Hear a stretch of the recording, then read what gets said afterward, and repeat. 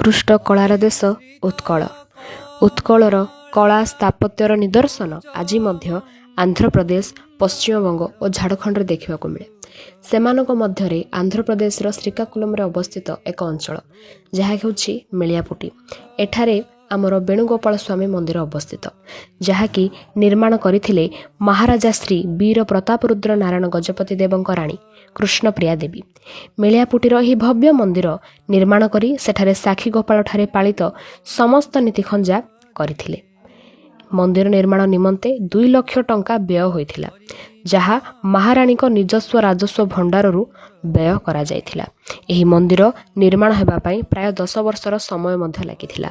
ଏହି ମନ୍ଦିରକୁ ପୂର୍ବେ ରାଣୀବାସ ଦେଉଳ ବୋଲି କୁହାଯାଉଥିଲା। ସାଧାରଣ ଜନତାଙ୍କୁ ଅନୁମତି ନଥିଲା ଏହି ମନ୍ଦିରରେ ପ୍ରବେଶ କରିବା ପାଇଁ।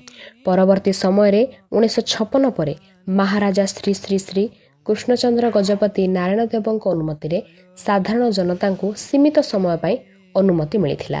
ଏହି ମନ୍ଦିରର କାରୁକାର୍ଯ୍ୟ ଅତ୍ୟନ୍ତ ମନମୁଗ୍ଧକର। ଇଏ ନିଜର 108ଟି ଖୋଦିତ ପଦ୍ମଫୁଲ ଓ 32ଟି ସ୍ତମ୍ଭ ନିମନ୍ତେ ପ୍ରସିଦ୍ଧ। ହରି ଅଭିନବ ଜଳଧର ସୁନ୍ଦର ଧୃତ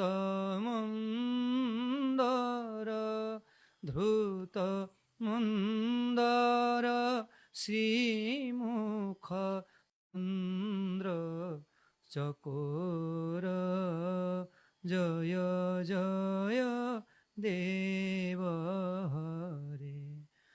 হরি শ্রী জয় দেব।